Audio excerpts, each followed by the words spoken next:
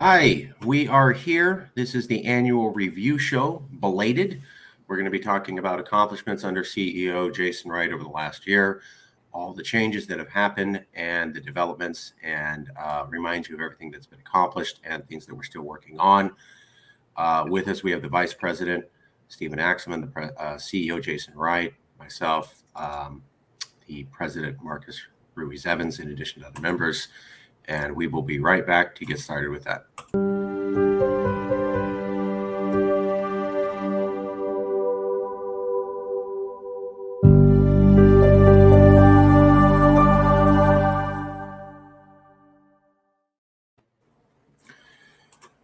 Okay, we're going to cover three things today. We're going to be covering the accomplishments under CEO Jason Wright over the last year, as the title bar at the bottom says. We will additionally be talking about a review of the history of elections regarding Yes California. And finally, we will get to mainstream media acceptance that Louis Marinelli is permanently and forever out of CalExit, primarily looking at these episodes from the Warner Brothers music show. Definitive mainstream reference that knocked that issue out of the park. Let me go to Jason. We'll start with the accomplishments under CEO Jason Wright. And I'd like to say, Rabbi and Jason, if you guys have any comments, you're the top two officers, so please chime in. Jason, do you want me to start doing a general review and then you can comment as I list up the item bars, or did you want to do an introduction? Yes, let's do that. Okay. Well, the first thing that was accomplished under the leadership of CEO Jason Wright was funding. We have done a partnership with a fashion designer and a partnership with a coin maker, giving us the ability to have funding from two different outside sources that can come in. Some people have messed with our funding mechanisms, so we decided to work with other partner agencies who are more established and develop products with them that they can sell and we can share a percentage of the profits with. Let me go to Jason Wright more on this. Yeah, so we have partnered with Aeternia Empire for the Cali Coin NFT, physical NFT, physical tokens made from varying metals. Obviously, they have not all been produced yet. We do have most of the Friendship Token series done. Those were all paid for in advance, and Aeternia, the head of Aeternia Empire, Emperor AP, has been kind enough to work with us on that and make sure that the price was something we could afford. He makes them not exactly by hand, but he doesn't have like a minting machine pressing rounds of metal, right? He melts down metal, makes a sand mold, pressed sand mold, and fills it with molten metal, and cleans up the mostly finished product. They're actually coming along quite nicely. Do you have a image you could show of that, or no? It's frozen. Won't let me pull it up. I've been trying to. I can see the email that it's in, but for some reason it won't let me access it. I don't know why. I don't have an explanation for that. Sorry. Yeah, that's all right. We are planning on doing a copper series for the first non-friendship token series. And this is something, so I want it to be clear to the Congress that though this has been my brainchild, I am not going to be the owner of it. CalExit is going to be the owner. There we go. Yeah, look at that beautiful, beautiful piece of copper with a big old CalExit sticking up out of it. Yeah. So that's what the friendship tokens look like, and we will be bestowing one to each of the groups that we have been on friendly terms with. They are numbered 1 through 10 of 10. There are only 10 of them. One will be going to NH Exit. One will be going to the Texas Nationalist Movement, TNM, or Texit. One we hope to bestow to Hawaii. One we hope to be able to make a ceremonial gift to our friends in the Pomo and Yokaio Pomo Nation. We also would like to give one to Movimiento de Independencia por los Baja California Sur. I believe is the name. Está bien. MIBC. Bueno. So Cuauhtemoc, mi hermano, if you're listening to this, you can expect one of these. I would very much like it if we could do some sort of meet and greet and make an official little gift of one of these tokens to you for your movement. There are some others, and we well, I guess I could just go ahead and throw them in there. Scotland, First Minister Nicola Sturgeon, head of the Scottish National Party, as well as Monsieur Puigdemont of Catalonia, the Catalan Independencia. We would like to give one to each of those two organizations as well. The plan for the Copper series is that we could do either 100, 1,000, or like some number more, 10,000, 100,000. They are not insanely cheap to make. They are made of copper, but they do take a lot of work and finesse and some skill. Also, a lot of practical safety measures. So it's a handcrafted piece of art, and as such, it's not like each it's not like each Calicoin NFT is going to be, 1 penny or, 10 cents. They're a little more expensive than that. That being said, the price will cover both the cost of having it made and make sure that Aeternia Empire, who is making them for us, they get something out of it, right? Nothing in life is free, and if we cut them out of any sort of profit from it, then obviously they won't be able to do this very long. So they've got to get a little something out of it. We've got to get a little something out of it. What they do with their cut of it is up to them, but what we are going to do with whatever we can consider profit from not just the Copper series, but all of the series onward, what we are going to do with it is we are going to use this as our funding mechanism for Calexit.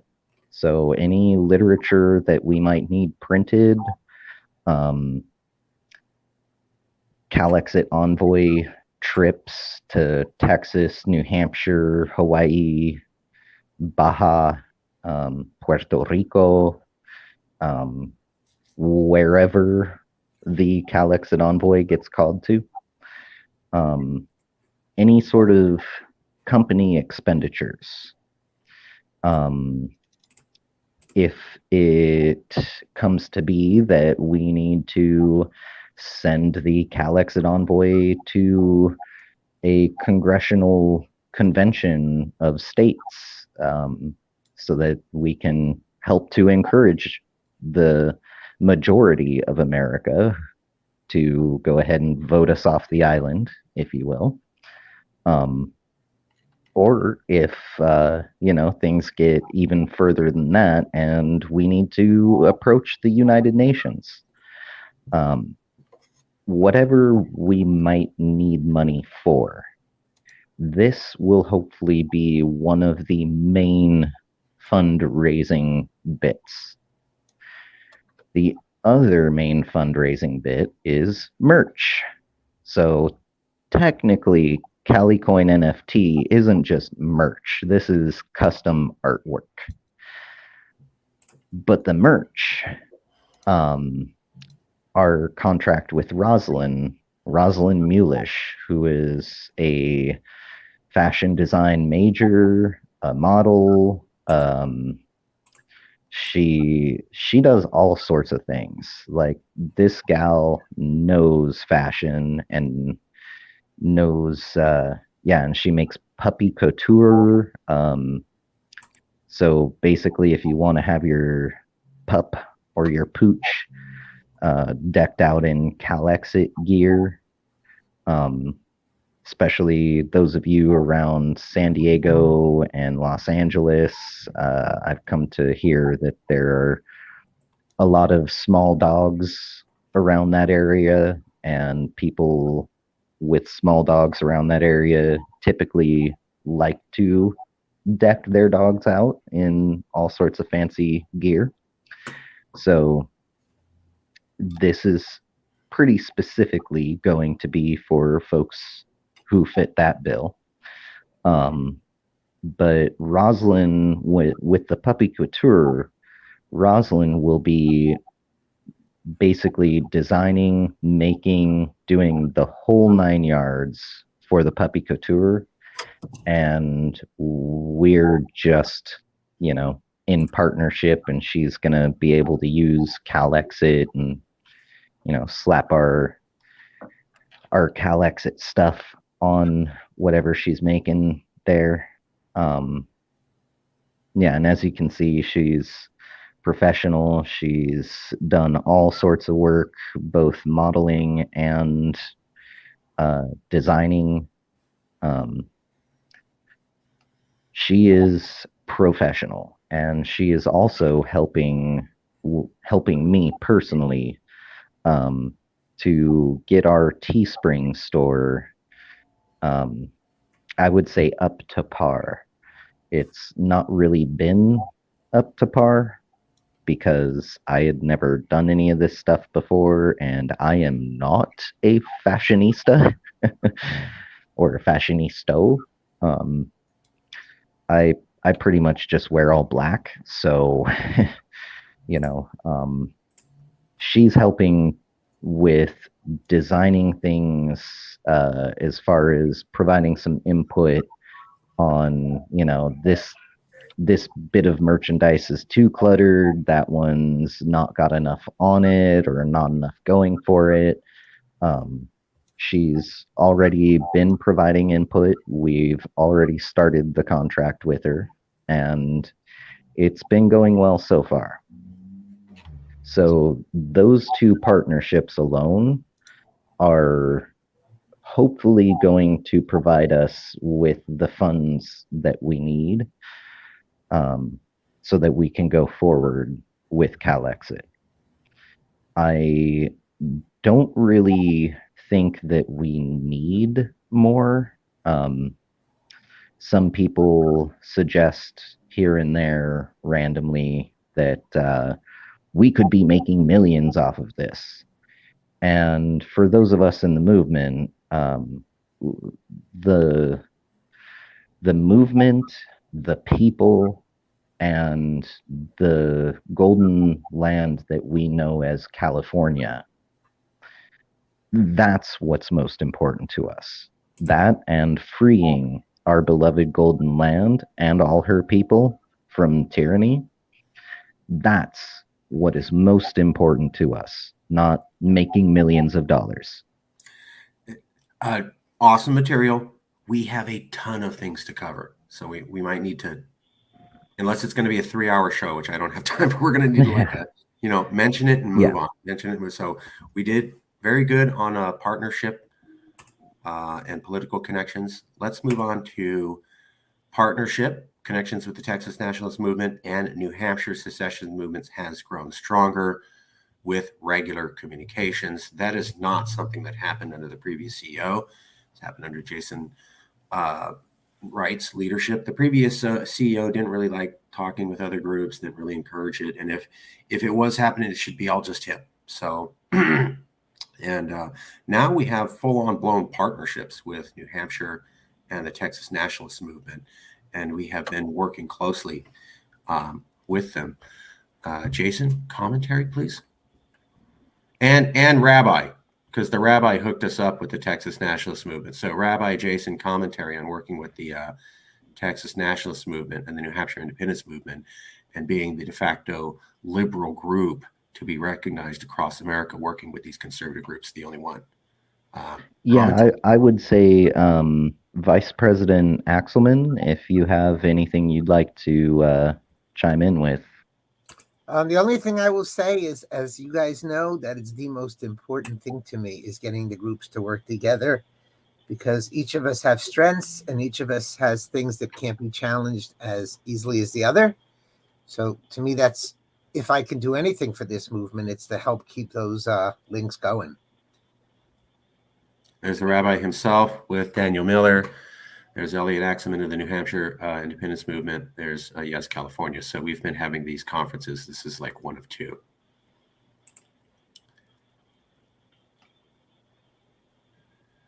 And let me see if I can find the other one.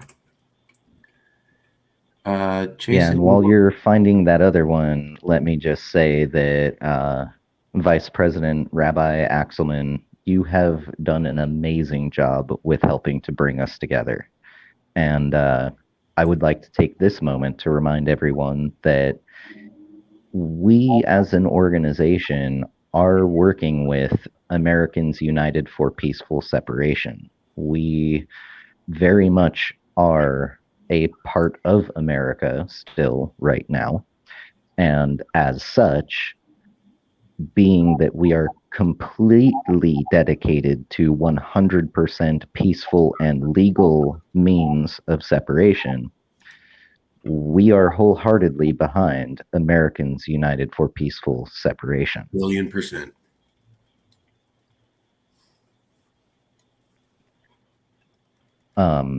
It was also, in the spirit of getting us all working together and being a little closer of friendly organizations with one another.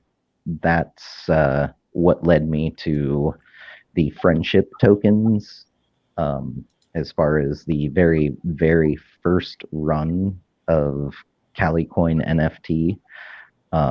So obviously one day if CaliCoin becomes worth billions of dollars and surpasses Bitcoin at its apex, theoretically, these friendship tokens should be worth more than even anything from the Copper series. So it's kind of like a piece of stock or an investment of some sort that's being gifted in good faith and good spirit. And so thank you, Vice President Axelman, because I don't know if I would have really got on that page without your push for furthering our efforts together. Wow, thank you. That's awesome. You saw clips of us meeting with the Texas Nationalist Movement and the New Hampshire Independence Movement on two separate occasions. Let me re-show those one more time. One second, let me get this commercial out of the way, and then I'll just re-show people, and we'll move on to the next section. So we'll go. On multiple occasions, we met with other independence movements and have been building the brand across the country to connect all these people under the auspices and leaderships of American United for Peaceful Separation. There you can see we're actually laughing and smiling and getting together. And, you know, we have very different ideas about the perfect society, but we have worked together as Americans to say that we can come together for peaceful and legal separation. Okay. We also have media opportunities. So offered by the Texas Nationalist Movement first to CalExit, other groups, to write an amicus brief to be included in the media around a lawsuit concerning the legality of secession. So Texas Nationalist Movement has for the first time been able to get a court case in front of a federal court talking about the legality of secession. Now, we've done a couple shows on that. The lawyers we've talked to have said, well, maybe that court will try to get around that essential issue. Maybe they won't be able to. But the point is that our partnership with the Texas Nationalist Movement and the New Hampshire Independence Movement is good enough that they are coming to us and saying, hey, we're going to be doing this. How can we work together to achieve group media? Gigantic national media opportunities. If the court case of Texas Nationalist Movement versus Meta Facebook with Daniel Miller representing himself, not representing himself, but listed as an individual complainant, goes to courts, that'll be the first time a federal court has looked at the law regarding secession since 1865. That is gigantic. And we were part of that. We're still working on that, but it was the kind of media opportunities that we now have opportunities to do. Daniel and I'm sorry, my brain's not with me today. Rabbi Jason, commentary. You got it covered for me, Marcus. Thank you. Okay. Jason, Wright, CEO, any commentary? Yeah, I mean, you said it, but I'll go ahead and say it again. Oh my goodness, this is huge. Folks, huge, huge news. Secession, self-determination, independence, call it what you will. The Supreme Court did have a ruling. The Supreme Court did not say it is illegal. The Supreme Court is the highest law of the land outside of treaties and trade deals. So when Facebook takes it upon themselves, and sure, it's probably their lawyers who didn't bother to, look up what this thing actually says, meaning that, they definitely did not do their jobs and their due diligence. But when Facebook as an entity takes it upon themselves to interpret what the Supreme Court said and didn't say, and they misconstrue and they give out false information pertaining to that judgment. And not only that, they then reference that misconstrued opinion on an actual legal matter, an actual legal ruling. They reference it as their excuse for not needing to uphold a contract. Well, it doesn't really take a legal professional or a rocket scientist to be able to put two and two together that they have chosen poorly. If you're a fan of Indiana Jones like I am, Right. You might be picturing one of those Knights Templar guys Choose telling Mark Zuckerberg, "You have chosen poorly." Oh, I'm going to try to. Because he has. He listened to people who did not do their due diligence and actually read the damn thing. And I know that they did not read it, because if they had, they would not have dared say what they said. They would have found any other excuse. But no, they thought that they knew what was right and wrong, and they went with it. And so now Zuckerberg is going to have to face the music before a Texas court. Possibly it could go all the way up as high as, oh, yes, nice. Could possibly go as high as the Supreme Court, which I think there is some sort of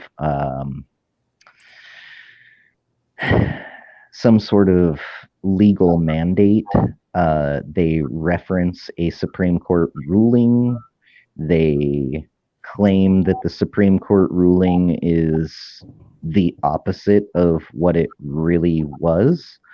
And so, it kind of seems to me like the Supreme Court has some serious justification in pulling up Texas versus White, especially in relation to this case of, Texas Nationalist Movement and Daniel Rice versus, or Daniel Miller, my apologies. Too many Daniels.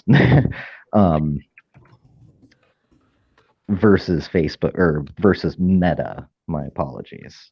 I almost called them Facebook again. So this is huge, folks. We are going to that's all I'm going to put, Rich. Okay. Yeah. I'm not putting the full comment. This is for kids too. So. Yes. Sorry. So when you're playing basketball, this is a little off topic here, but when you're playing basketball and you dribble around someone very craftily, they call it juking your opponent. Well, we're all gonna juke the zook. Yeah. We are going to sidestep that dude, that human, and because he's totally not a robot. let's move on. Let's move on. We got a lot to cover. I'll totally go there. Senator. So this is all really huge. This is more than likely going to take some serious time and some serious brain power from some very high level legal minds. That being said, we already know the law around this because this is what we specialize in. This is our area of expertise. Yeah, go ahead and snap. Pop that collar. Oh, well, you're not wearing a collar, but oh, there you go. This legally can only turn out one way. If the legal mechanisms stay with the legal rulings that are already in place, there is only one legal way that this can work out, and that is not in Meta's favor. So, not saying anything bad about Meta, not saying anything good, just giving out a prediction that this is going to be huge, awesome, winning news for us. Hashtag winning. Because we're the greatest. Okay. But really, I know. I'm sorry. I'm in a little bit of a giddy mood. No, it's good. It's a good show. It's really huge news, folks. Stay tuned to it. Keep your eyes and ears peeled for any and all developments. Spread the news around. Tell your mom, your dad, your sisters, your brothers, nieces and nephews, grandparents, aunts and uncles. Tell their goldfish. Tell everybody about this lawsuit and get the world's attention on it. So that when this ruling comes down that no, Facebook had it wrong, secession is legal through consent of the states, that we can go and put that clip on a loop and blast it from the mountaintops, and everyone is going to know, and there will no longer be any debate on whether or not we can, so that the only question left is whether or not we should. That's good. Okay, I'm going to try to plow us through a couple other things just so we can keep on schedule. One of the other things that's happened under the leadership of Jason Wright, CEO, is continuous news. So we are constantly producing news shows, keeping people informed of every single significant fact related to secession, national divorce, anything related to that, and American division. And we're doing a better job than the mainstream media. We've actually had new members join us here because they saw the quality of our programs and they said, wow, you guys need to have even more people watching you. I don't know why your viewership is so low. The throttle is sorry, that was a chest cold. My bad. So we've been doing a lot of that. We've been doing shows, and I got to tell you, it's great because we're able to keep everybody informed. We've been able to talk to members, and they can keep up with all of the latest developments, and they have as much working knowledge as Jason, myself, and the rabbi. And the reason is because we're providing the only news shows out there. The other thing that we've also done under Jason Wright is providing education to train the masses. We have really provided an in-depth review of issues related to secession at an academic level, and we are the only ones to do it. Recently, we covered a couple scientific reports that talked about how secession is more likely based upon identity and not on income. That is a brand new scientific report, came out, I think about a month ago. We were the only group on Earth to do a detailed review of it, of any secession movement on the planet. That information is critical. The debate on whether secession is about money or about identity has been a long-running one. And for the first time, we had scientific evidence suggesting that culture, not money, was the pivotal axis point. Nobody covered it like us, period, end of story. We've also been providing courses, teaching people everything they need to know to talk intelligently about secession. We're the only group to do this. We are the only group to provide continuous news that's provided for everybody. Whether you're a conservative secession advocate or a liberal one, we try to cover Marjorie Taylor Greene fairly. We try to cover liberal people fairly. We're the only group providing education aimed at educating the masses so that they can talk independently from us on their own. You don't need to call us. You don't need to talk to us. You can watch the videos and then just start proselytizing. We actually have members doing that, and we're the only ones to offer courses. Let me show you a couple bit of that so you can see. And I have to say that under the previous leadership, we never did this. It was discouraged. Why are you doing a news show? You're not really about news. So here's this master class. That's one of the things on self-determination we could offer. Here's this new study on secession, super in-depth, hour-long thing. And if you look at it, we have all of the links of all of these major secession things with annotated, and everything's there you need to cover. And we go into the charts and walk you through exactly what it says. We're the only group doing that. So academic show, annual reviews, interviews, cutting breaking news with people about lawsuits and stuff that's going on. We broke the story about Texas nationalists. We were the first group outside of Texas to do that, period, in all of America. So we are covering breaking news. We did an hour show breaking that down. We also point out, news like this, like, did you know that last week a lot of people in America said they hate California and would be happy to kick you out? Nobody does this. We look at the comments on social media, which is big in American life, and point it out to people in detail so people can see exactly what Americans are saying about them and what they aren't. Lots of shows. This is one of my favorite ones where we pointed out that you now have the votes to CalExit based upon state elections. We did this analysis on our own. It took about 30 minutes to go through, but we did the graphics, we did the analysis, and we were the only groups pointing this out, and we were the only groups pointing this out to conservatives. So if you go to the Yes California YouTube page, please subscribe. As you can see, academic shows, news shows, original interviews, breaking news, and pointing out key news that you didn't know. And all of that is under Jason Wright. And I can tell you personally, I was trying to do this before, and it was just no love and constant pushback. Like, you're not a news organization. Why are you doing that? We need to be the subject matter experts. And I said, no, we need to make ourselves obsolete as the subject matter experts. That's how you win.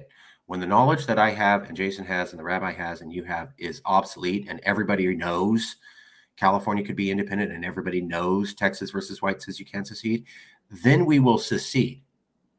Right now, what we're trying to do is get facts out into the public, and we're constantly fighting the media. If we get to the point where everybody knows the facts, it's done and over, folks, because every time we get the facts in front of people, they agree. They just don't know the facts. And then when we give them the facts, they're not sure they're facts because they didn't hear the mainstream news say it. Like Texas versus White says you can't secede through consent of the states. We made that happen. The media lied. The media had multiple legal professors come on TV and say that's not true. We constantly fought back for a year and a half, and then we got the top constitutional scholar out of Berkeley law to admit that they were wrong and that we had been right the whole time. So we are pushing points, we are educating people, and our goal is not to be unique.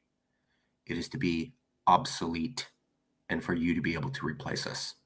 Jason, am I getting our basic philosophy wrong? Am I getting the accomplishments wrong? Rabbi, am I getting our accomplishments wrong? Do we try to not share data and not educate people, or is that what we do? You got my vote, Marcus. Yeah, you've got it pretty spot on there.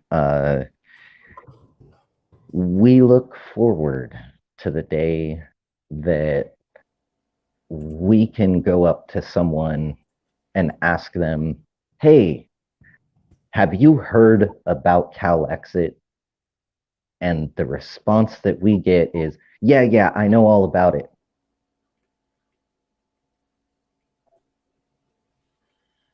When we approach random people and wish to talk about CalExit, and they already know what there is to know, they already know what CalExit is. We don't get the response of, what the Cal what?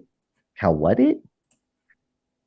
We don't get the response of, why would you do that? Or isn't secession illegal? Or isn't that gonna lead to another civil war? When none of that comes up, and the only response we're getting from our fellow Californians and from non-Californians even, something to the effect of, yeah, I already know. Stop bugging me with it. I'm already on the same page. That's what we look forward to. Because as Marcus said very, very well there, when that happens, it will happen. We will CalExit.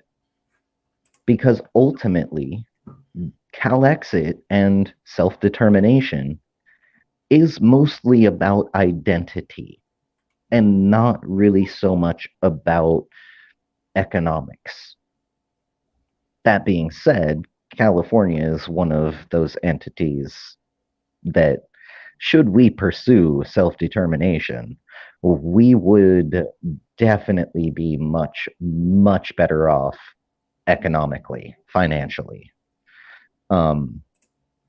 It is worth pointing out that, I live in Oregon now, and I've met all sorts of people from California up here, and not everyone wears around a California hat the way that I do, pretty much everywhere. That being said, they still seem to identify as Californian for the most part. So this says very clearly that we as Californians have a national identity. We have an identity as Californians, separate from America. While we are still currently a part of America, though that could be easily contested given the Treaty of Guadalupe was not legally valid. Okay. We have the identity. We have the feeling. We just need for everyone, or the vast majority of everyone, to be on the same page with this. One, we are our own people. And two, if you have any doubts about whether or not we should, we've broken down all of the economic benefits that we could look forward to, economic and political benefits that we could look forward to. Don't forget, the Supreme Court overturned Roe v. Wade. That threw a wrench into Californians' everyday lives. That threw a wrench into California politics. It had a lot of people not literally up in arms, but, you know, metaphorically speaking, very unhappy people hearing, or, you know, our fellow Californians, right? When we go and reclaim our independence, we won't have to deal with the Supreme Court overturning things and having to fundamentally change our society or the rules which we govern our society with. That's just one political example. Think of anything you don't like legislatively that comes down from America. And as a Californian, just know that if we were independent, we would not be going through any of that. We would not be subject to any of that because we would be our own independent republic once again.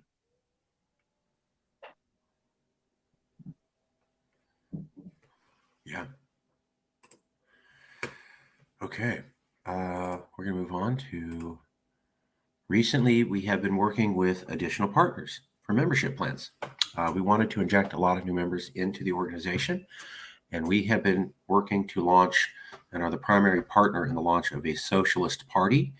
CalExit members, many of them believe in this idea, and that's going to help us lead with recruitment. So, number one thing, you do not have to believe in socialism to be a CalExit person. I don't, right? I'm helping get the Socialist Party going. Why am I doing that?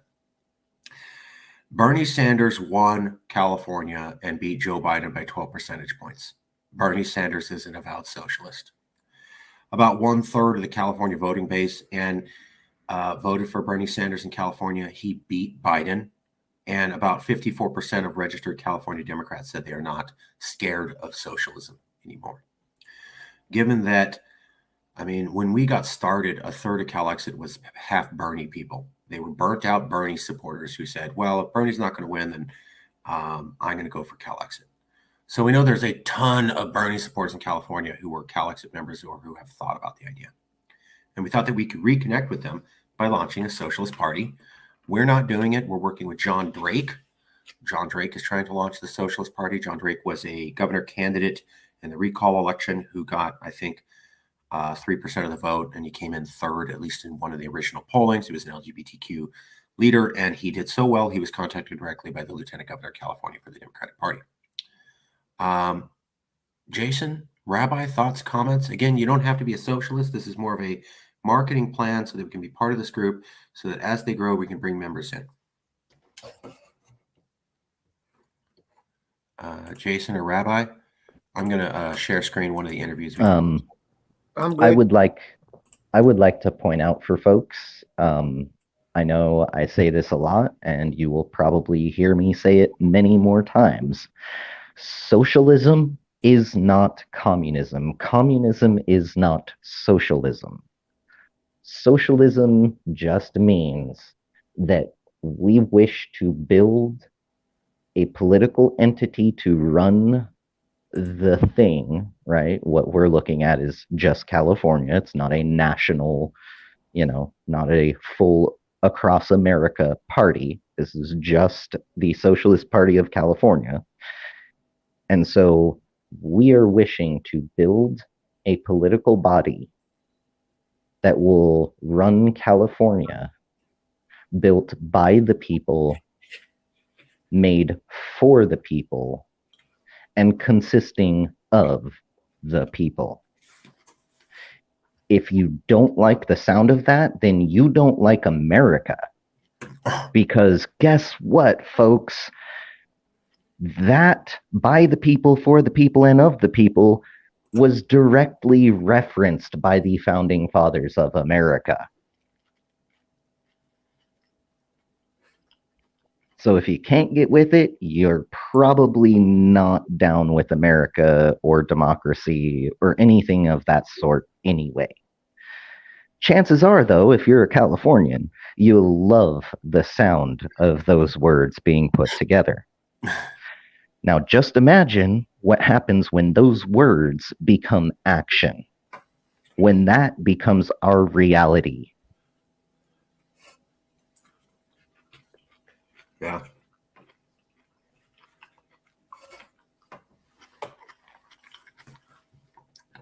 We also are working on a documentary. Long-term project, lots of starts and stops, but I still believe we'll get it done. We're working to provide the first ever video documentary of CalExit to tie in with the Warner Brothers audio documentary of CalExit. We are the only CalExit group working on this. We have about 4 full hours of unseen footage we're trying to get to you. It's going to be a long-term project, but we're still working on it. We showed you earlier how we have worked with conservatives to go to national conferences. Let me show you again.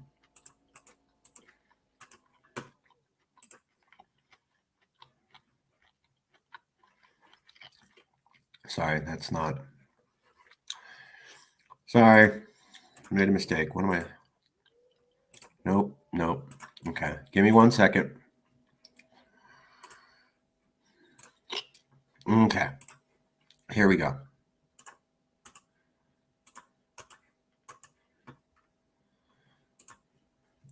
We've held conferences with other conservative movements. We cover this a little bit. Just want to show you why we're literally talking about it.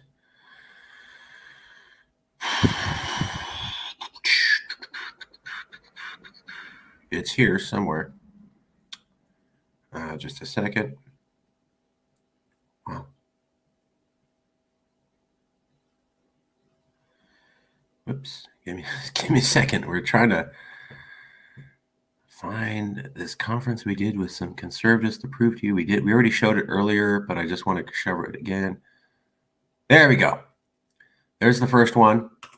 Conference with other secession leaders across America, New Hampshire, Texas, California. The other thing that we did was we have spoken directly with conservatives on their channels outside of California, spreading the knowledge that you can vote California out. So we were very proud, and that was under Jason's leadership, that we were saying, now with the midterm elections, everybody's looking at the federal level, but at the state level, we have enough state legislatures that they could vote California out. And we need to get that message to conservatives that you could actually vote us off the island. And so far, we've had some success reaching out to conservatives to get this message. To my knowledge, we're the only independence movement group doing this. Let me show you some of the meetings we had with conservatives. Here's one. So these were conservatives around. We were talking about Tom Woods' book on national divorce. Tom Woods is a very famous conservative, and we were speaking with these other conservatives. We replayed it. So there was people from around America, New York, Florida, Brazil, other places, and we were spreading the message that conservatives could now vote us out if they wanted to. And we were able to get on a show with like 50,000 followers on Rebel Radio, or Unsafe Space, I think is what it was called. And we have able to have a conversation with them. So we have been doing that. We have been reaching out to conservatives and trying to get on their shows. So that here's another show we did with conservatives to get the message out to them. Here we are literally explaining to conservatives that now there's enough votes across states to vote California out. None of them had seen that before. We actually put together the data, the map, the graphics, Andrea introduced it to him. This is one of the first times you can see liberals explaining to conservatives in America at a time where we don't talk, saying, hey, you can vote us out. So we are very proud to package that information, get it out, and start entering it into the discussion space. Jason, Rabbi, comments? Nope, I'm good. Jason? Yeah. I would say you covered that well. I am really hoping that there will be a convention of states and that the United States of America will recognize the power that they hold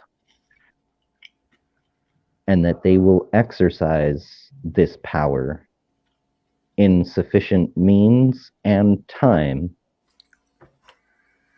to basically help us reestablish our independence. Because ultimately, America was founded to be independent from those who are too far away and too disconnected to properly, adequately represent and govern. Oh, keep going. Sorry, I'm the next segment. We are pretty much at the exact same stance that the founding fathers of the United States of America were at back in the 1770s, 1780s. We're at that same point, folks. We, as California, as a Pacific people, are too far away from Washington, D.C. The people who work in Washington, D.C. are too far removed from us. They are not in touch with us. They are not in alignment with our values.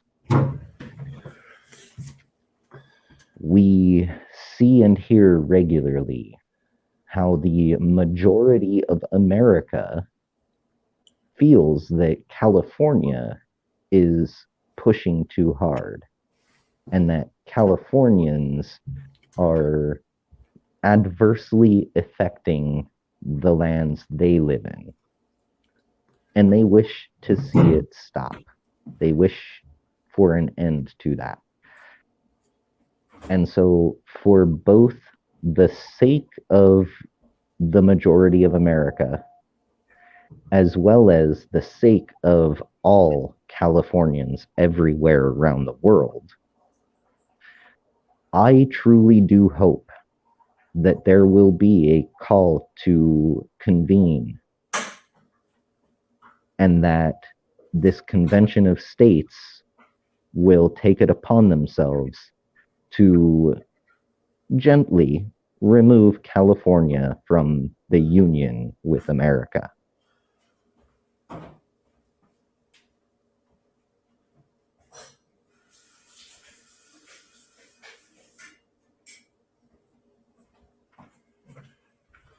That's excellent. That's excellent. Let's go to the next section. And we're almost done with the reviewing accomplishments. So here's the last two accomplishments. Let me cover these. Mainstream news recognition. Louis Marinelli, while a co-founder, among with many other people, not exclusively, is gone from the movement. We were able to get Warner Brothers Music Company to document that Louis is out of the movement and that he quit the movement. So we now have the most mainstream recognition, can't be challenged, mainstream Warner Brothers Music. Whenever I say that, people are like, who, what? And I go, yeah, they did a whole series on how this guy is out of the movement. We'll show you that in just a second. The other thing that is that Jason was instrumental in building the reputation that Louis was gone. So initially, we were told by Louis he was handing over the sites and that he was out, and we believed him. And we did some security protocols, but I guess not enough because the guy hacked in the sites. But before he hacked back into the sites, trashed all our posts, lied, and then started to defame our name, and is largely grifting people by trying to get conservatives to work with him, although he has no support in California at all. I think he's lying to them, saying he does, and they believe him. And then largely it's so that he can get money for travel. So if you look at his social media pages, boy, is he traveling a lot. Where's that money coming from? Maybe from all the money he's asking from the Yes California pages. I don't know. Just stuff I hear. I'm not sure. Anyways, before we were rehacked, Jason spent 2 months, and we were able to build the reputation back up of Yes California on the Facebook page and Twitter page under Jason's leadership that Lewis was gone, and people bought it. And then we were set up, and he hacked back in. So, but we do have mainstream recognition that he is out of the movement and that he trashed the movement. We will cover that more in depth in just a second. We're going to show you some of the exact statements he made in the Warner Brothers music. But before we get to that, we need to cover a review of the history of elections. So I'm going to play a video for you. This is the video that documents that Jason and myself and the rabbi are the legitimate officials running CalExit. And that's the way that it should be. So let me show you the video and show you the audio and make a couple points, and then we're going to go to Jason, and then we'll finish up with some exact quotes from the Warner Brothers documentary. 1 second, let me check the private chat. Daniel says Lewis is a joke. Well, he is now. So here we go. Let me, oops, wrong thing. Present, share screen, video.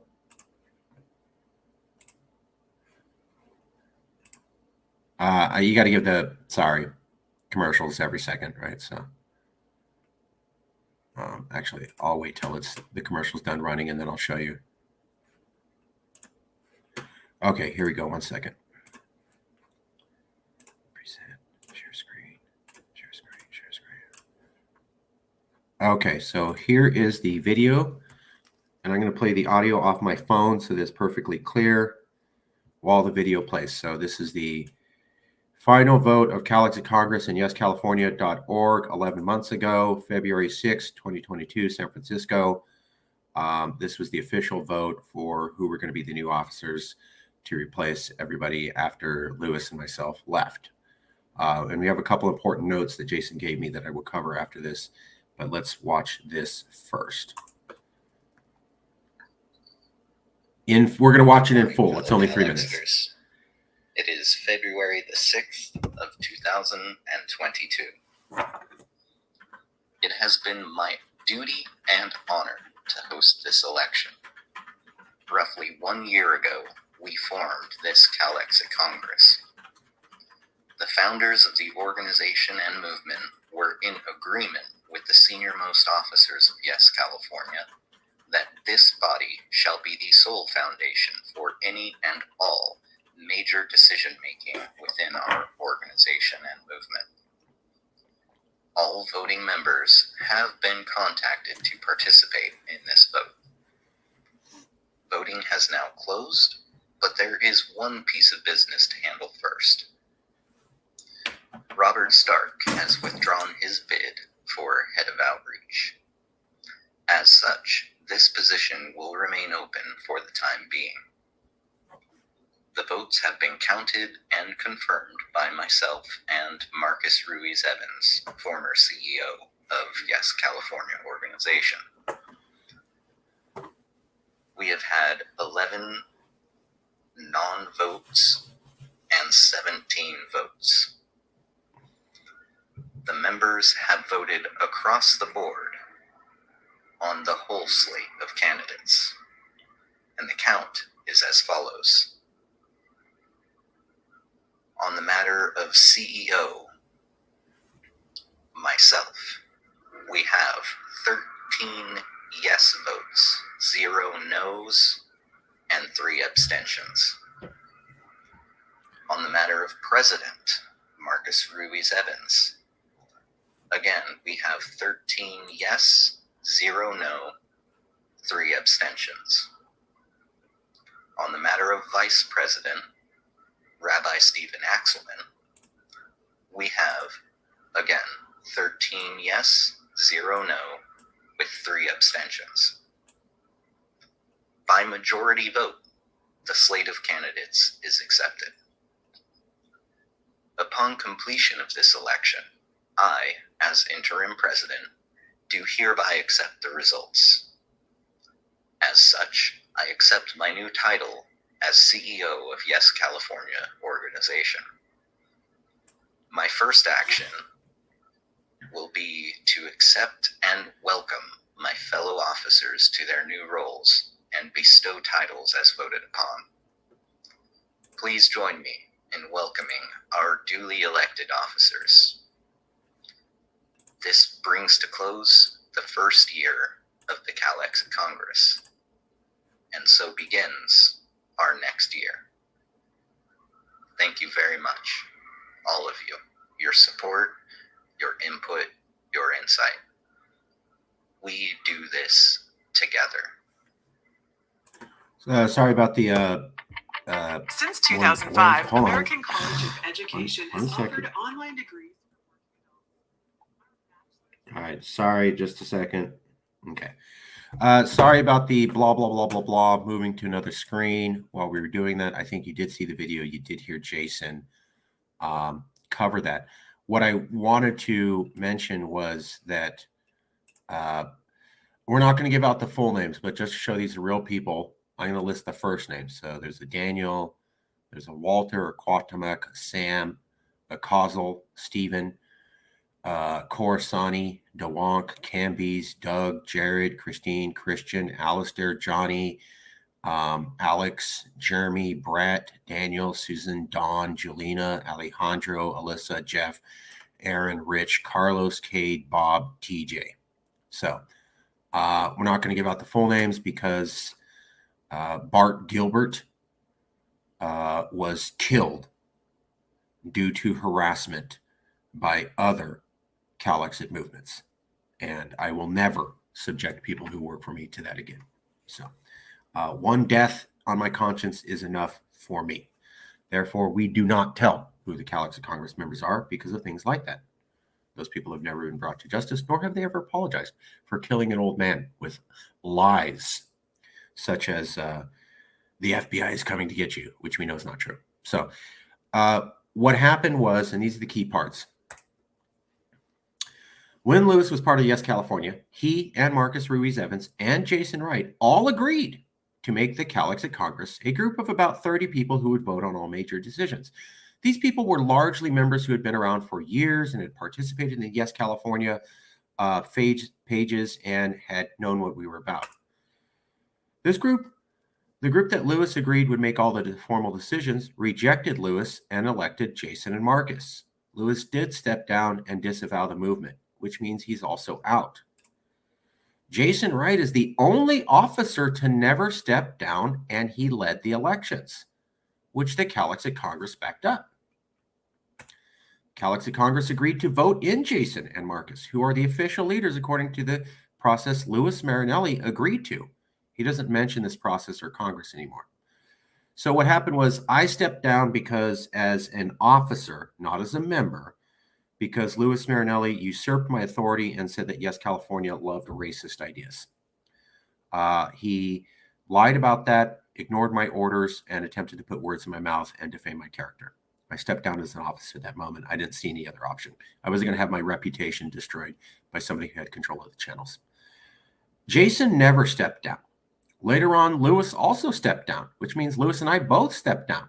That left Jason as the only officer. Jason became the interim leader, and he held the vote. He was only interim leader for a few months. He gave up the title, and he was willing to accept whatever choice the Calexit Congress made. They chose to elect him as CEO, me as president, and Rabbi Axelman as vice president. This is the group that Lewis agreed would be making decisions before he left. He no longer brings this group up or mentions it. So we are the legitimate authorities because given the organizational structure that was agreed to by all officers before any of us ever stepped down, was followed by the last remaining officer. and those were the people, and Lewis did agree to that. So by the process that Lewis himself agreed to, he stepped down and he was not elected back in. He's therefore out. This is also backed up by the Warner Brothers documentary that we will get to in just a second, but I want to go to Jason and the Rabbi. Do you have any commentary on this? And Jason, did I get any facts wrong? I worked very hard to get the notes correctly, as you've been explaining to me over many months. Did I say something wrong? Please correct me if I got anything wrong.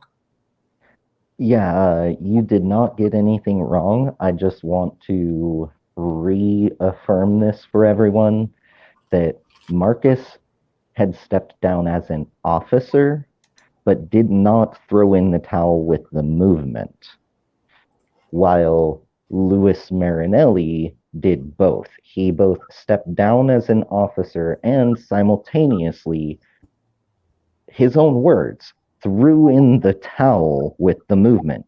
He stated he wanted nothing more to do with us or this movement or even California, which says very, very clearly by his own statement that he has absolutely no bearing on any of this from that moment forward. And now it's been a whole year without Louis Marinelli. Well, in a sense, because as Marcus stated, he has been able to hack Twitter and Facebook and regain control of all of our social media sites. And we've had to put up with his antics and his grifting. That being said, we have not had him hindering our progress. That is why this whole last year has been just making steps forward, re-legitimizing legally on paper, registering with the state of California our organization and movement, coming up with ways to bring in funding so that we can do what we need to do, and then seeing those ideas through to fruition.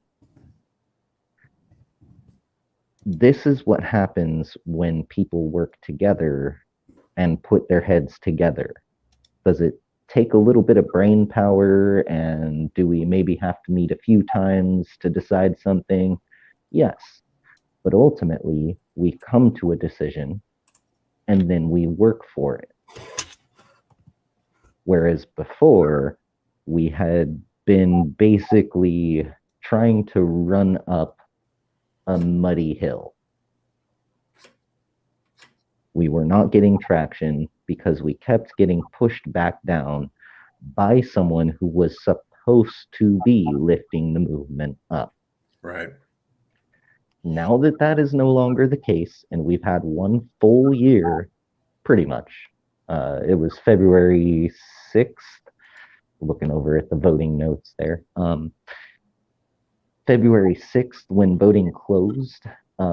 So 1 year ago today, we were coming together and casting votes as a board, as the CalExit Congress, as the people who are running the CalExit movement. We did that a year ago. We've had one full calendar year, and we have seen more progress in this last year than we did in the 4 years prior. There's someone who out there who likes to say, now that's what I call winning. But you know what? This is what I call winning. This is us winning. Getting CaliCoin NFT up off the ground and physically into existence. Holding high-end meetings, informational sharing, coming together Wow, that video looked really funny. My hat just kind of disappeared off my head there. Coming together with multiple different movements, people from all sorts of walks of life, people who are very much more United States of America American than we are, and working together peacefully to try to find a solution and make it happen. These things would not have been done in previous years.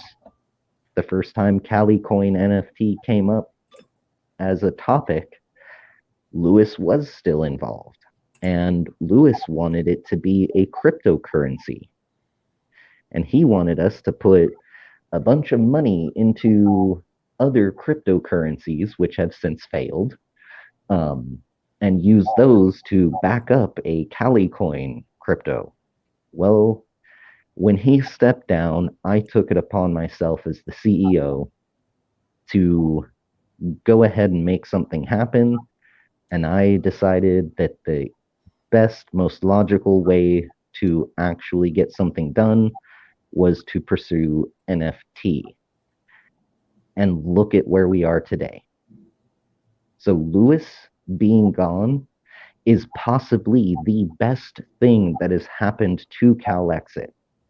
And it could very well be the best thing that happens to Calexit until we actually reestablish our independence. That being said, it doesn't have to be, because California has roughly 40 million people. We've got some great minds. We've got vast amounts of potential. Together, we can do this. Sí, se puede. Todos Californios.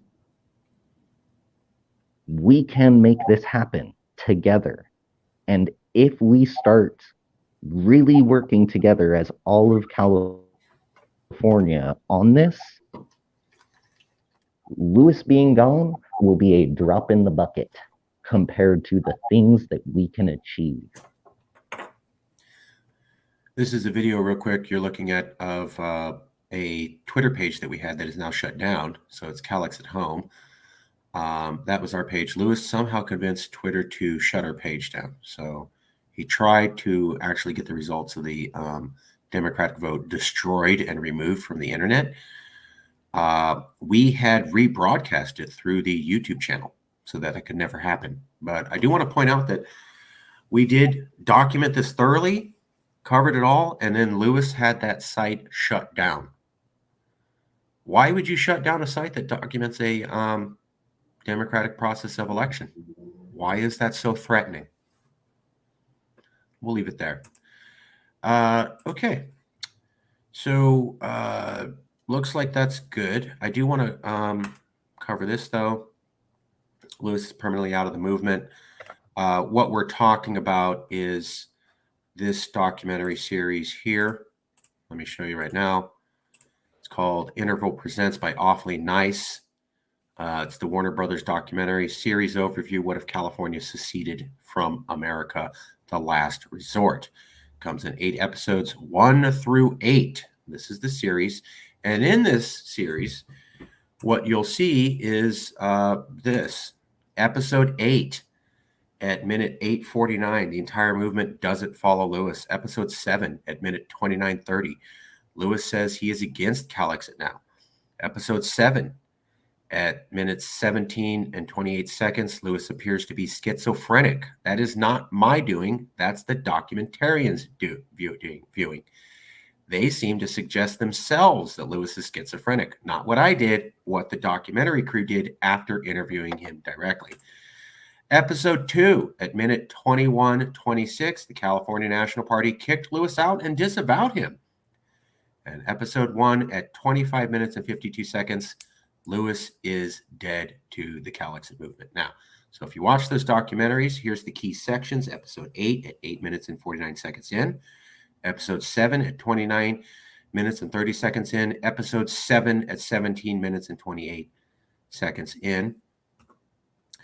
And then episode 2 at 21 minutes and 26 seconds in, and then episode 1 at 25 minutes and 52 seconds in. It thoroughly pounds it out that the guy is out of the movement, schizophrenic, the California National Party, and yes, California want nothing to do with him, and he slams the entire movement. Let me show you just that little bit real quick.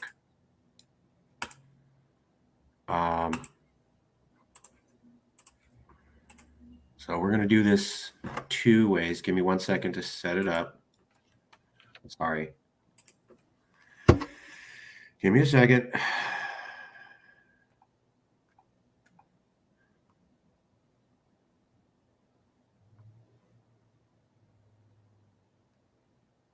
Relationships with Russia. We support the working 1 second. class. This is economic. This is a politics. President of the anti-globalization movement of Russia. Leonov helped Louis Marinelli open the California embassy in Moscow, triggering a massive scandal that crippled the Cal-Exit movement back in 2017. Today, in 2022, Marcus Ruiz Evans is trying to rebuild, but the story of Cal-Exit, Russia, and Louis Marinelli is far from over. It is vitally important for millions of rational, normal people living in California that the state as we know it never becomes an independent country. Independence would unbind California from the only thing that has kept it from completely deteriorating into a third world communist state. That one thing is the United States Constitution. Can Cal-Exit recover? There you go. You heard it from Louis, trashing the entire movement. He also sent an email to everybody, including my family, trashing the entire movement and saying it was out. Now he tries to pretend like he never said that. So that was at minute 29:42 of episode 7. So if you go to this episode 7 and you go to about minute 29:42, somewhere around there, that's where they record him specifically trashing the movement. And the reason they did that was the documentary crew themselves were shocked. They were like interviewing him on Cal-Exit, and he goes, yeah, I want to trash Cal-Exit. And they were kind of blown away by that. They made sure to point that out to me. So you heard it from himself. Louis trashed the movement in a mainstream documentary.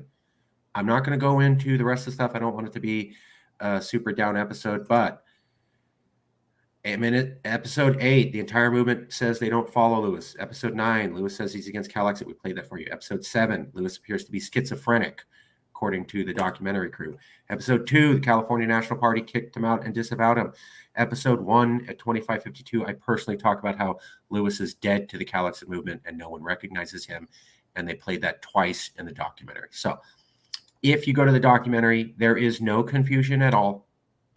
He's a bad person. He's a liar. He's a schizophrenic. And nobody wants anything to do with him. And he trashed the movement himself. He is as dead as possibly could be, with no ability to ever recover and come back. Any comments on that? Yeah, Marcus? Yeah. Yeah, I just want to totally second everything you've said, because I was a member of this Congress, I guess, for several years and participated with Louis in many meetings where he spoke as part of the movement that he then subsequently trashed. So it's my understanding that he has zero or less credibility. We're working to do that. We're really proud that we were able to work with the Texas Nationalist Movement and the New Hampshire Independence Movement and yourself and many other conservatives to get the word out. I remember there was one conservative who came on our show and was like, you guys back this Cal-Exit 3.0 doctrine. We go, that is not us. That is a guy under active federal investigation. And this conservative was like, sure, we were lying to him. But by the time we were done, it only took us 30 seconds of bringing up facts. He's like, I don't know who's lying to me now. I'm going to go off. So Louis's little games are easily poked through with very little information.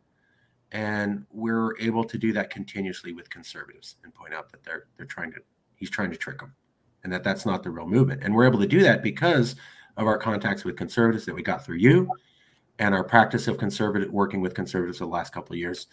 Big help with Americans United for Peaceful Separation. So we want to say thank you to you. Thank you to Americans United for Peaceful Separation. And we're very glad that, yes, California CalExit, the real movement, has so many contacts with conservatives across America that nobody's ever going to buy any of the lies that Louis is peddling. Everybody knows. And if they don't know, they can easily check with us, and we shut that down in a second. So Can you isolate just that last clip that you played and send it even in an email? I think that last clip has to be so much disseminated because it just puts everything in one simple sentence. Done. I'll have that out today, right after this. Great. Thank you. I'll make it play as a separate episode. Yeah. Got it. Okay. That is it for the review show. I'm going to go to the rabbi and to Jason. You guys are other elected officers. Comments, anything you want to say about any of the review? Did we miss anything? Is there anything you think people need to know? I got to cut out, but you did a great job. Thank you. Appreciate that. And, now that we did the show, it's all in there, right? Like we played the clip of Louis. We played the clip of Jason with the elections. We went over the detail of the elections. So this is another document of documenting everything that was done correctly. We showed you the live videos of everything we did. I think we did a pretty good show of review of everything we've accomplished. And I'm not embellishing. A lot of this was under Jason. Frankly, the reason that we got a lot of these things done is that we were not allowed to do them before. It was just dead set. It's like, no, let's not do that. Those are stupid ideas. And then the moment he was gone and we were doing new leadership, flowers just started blooming because we were able to do things that were trashed before. So I love it. I feel relieved, and I feel like I'm actually being treated the way that I should be. And I feel that we're actually moving on the projects that we should be in a good vein and good spirit. Jason, Rabbi, comments?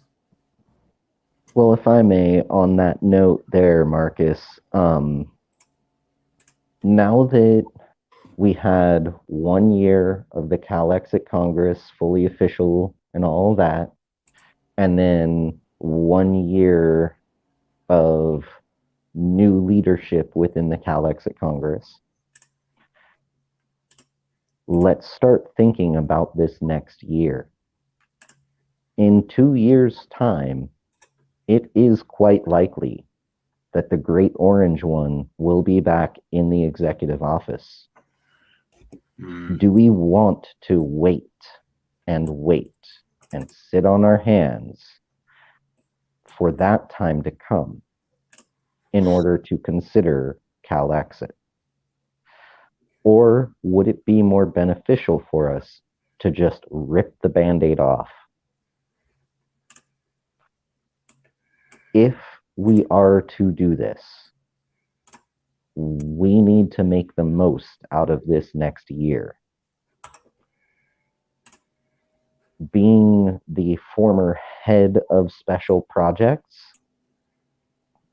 there are myriad projects, myriad things that I have always wanted for CalExit to do.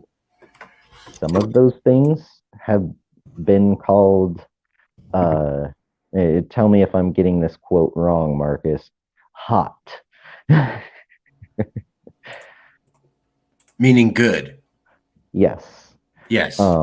Yes, I agree. I'm not going to say them out loud because I don't want a certain someone to go ahead and do these things and then claim it for, this bogus grift that he has going. But suffice it to say, I am a very creative person. I always have been. Performing artist, chef, now politician. You all elected me to be the head, and I am still deeply honored. I am still amazed by the fact that I was nominated for the position by none other than the man who started the thing by writing the book on the thing.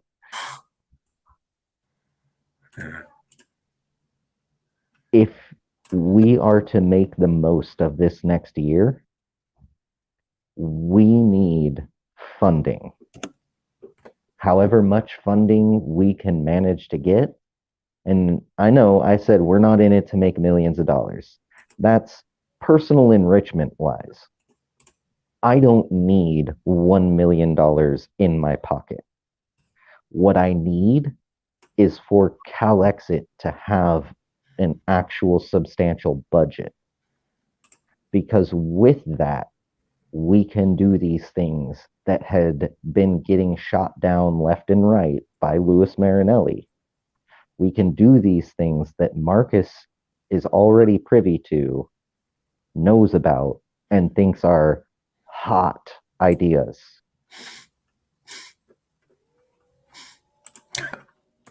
If we want to make this happen, we will be best served spending this next calendar year doing anything and everything within our legal power and responsibility to get the message out there, get the knowledge out there and shared and had by all, and to work on the next step, which is make it happen. If we wait too long, we could end up, theoretically, it's a potential. And I'm not trying to doomsay. I'm just trying to very real world warn everybody. If you are a Californian, if you are a secessionist, someone who seeks self-determination or independence within the United States of America, it is important to realize that there is the very scary and real potential that the Great Orange One comes back into the executive office 2 years from now, or thereabouts, and starts changing rules legally so that we can no longer legally, peacefully pursue our independence. If we wait too long, we could see that narrow gap that we've been trying to travel through be permanently closed. If it is permanently closed, there's not a whole lot we could do about it. There is a little bit, but only to a certain extent, and that largely hinges on the USA still being one of the world's superpowers of the United Nations. Do we want to hinge everything on a Hail Mary bet? Or do we want to spend this next year getting everything together, getting all of our ducks in a row, making sure that they've been appropriately accounted for, and then walking them safely across the street? It's up to us. Each and every one of us as Californians, it's up to us. And if what you want is CalExit now, get in touch with Marcus or myself or Vice President Rabbi Axelman. Get in touch with one of the three of us. Make your intentions known. Let us know what skills you have. What is it that you're willing to do for your fellow Californians? Not for us as the CalExit Congress, not even for the CalExit movement. What are you willing to do for your fellow Californians? You've seen what we're willing to do. We go above and beyond. We put ourselves through the ringer. We deal with troll BS that we should not really have to deal with so that no one else has to deal with it. We take on a lot of the responsibility here, but we still need more like-minded Californians to be coming together, joining in on this, and making it our reality.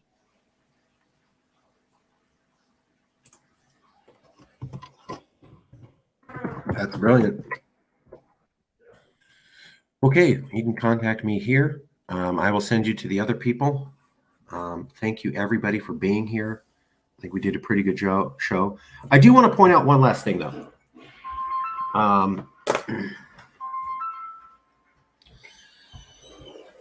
Robert Stark left Yes California, and Jason mentioned that in the election. And the reason that he did was apparently he talked to Lewis, and Lewis convinced him of something.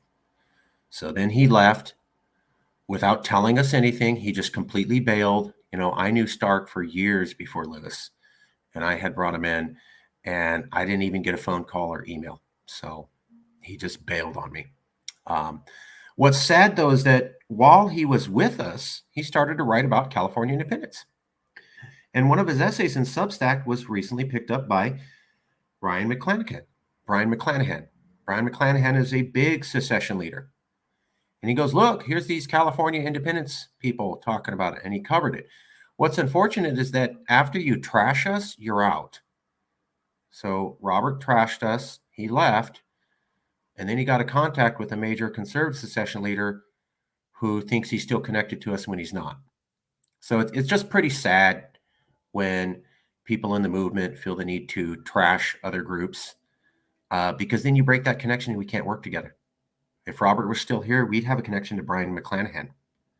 Now Robert can't connect it to him because he doesn't represent us at all. And we can't connect to that guy because we don't work with Robert at all. So, well, I would like to also point out that Robert Stark was on the cusp of being voted in as the head of outreach, and he would be the head of outreach had he not thrown in the towel. Had he not done Lewis's bidding and chosen Team Lewis over Team California and Calexit, then he would be the head of outreach. So let this be a lesson to everyone. You know, we try to run this as very officially, formally, and legally as possible, and still have, you know, a general human feel to it. Had he not done what he had done, he would be one of the heads and be up here in this video with us right now. That being said, the head of outreach position is still open. that's true. So, if you're a Californian and you're great at reaching out to people and you know what the talking points are and you're willing to give it your all for your fellow Californians, then maybe that's something that could be considered. Head of outreach, maybe help with social media or marketing. There are myriad places across the movement and our endeavors where someone might find themselves fitting and working well. But you'll never know if you don't ask, don't seek it. But also, you'll never know if you get into the doorway and are literally being beckoned through only to say, screw you guys, I'm going home. Yeah, we have a hard rule that, you know, I'm not happy about, but I follow religiously, which is you can't slam the org. You can't slam the org and that we work with you, period. If you want to say we made mistakes, you disapproved of decisions, you really didn't like something, fine. You guys suck, you should die, you're over, we're done with you. And even if we like you, we can't do that, or we don't have an org. You start letting people trash the org and say, I'm in, I'm out, you don't have an org. So there's no debate. Thank you, Rabbi. Yeah, so I may like you, Jason may like you, but the moment you do that, you're done. And we can never go back, and I'm sorry. Or we have nothing to represent. So I just want to point out, the moment people trash us, like I got a text from someone in the CNP the moment the indictment against Lewis came out, and they go, "You're done. Call me when it's over." Still here, bro. Year later. Oh, and that was before the Warner Brothers documentary. You're done. And then we got the Warner Brothers documentary, and we're still here a year later. So people bet against us, and they're wrong constantly. Still here. Still the only liberals in the game. Still the only recognized leaders. No one else replaced us. Everybody who stood against us lost out. We survive. They fail. Sorry you did it to yourself. Don't bet against us. You'll lose. Yeah, don't bet against us. Work with us. Everyone wins when we all work together. I think that might even be an appropriate slogan for Americans United for Peaceful Separation.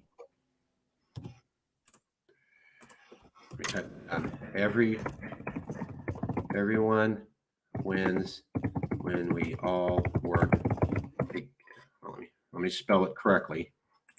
Important together.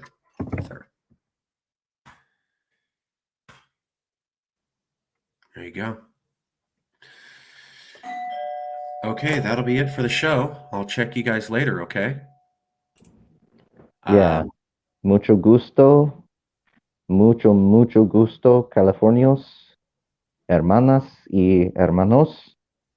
Viva todos Californios. Sí se puede. Sí se puede. Órale. We'll see you all soon.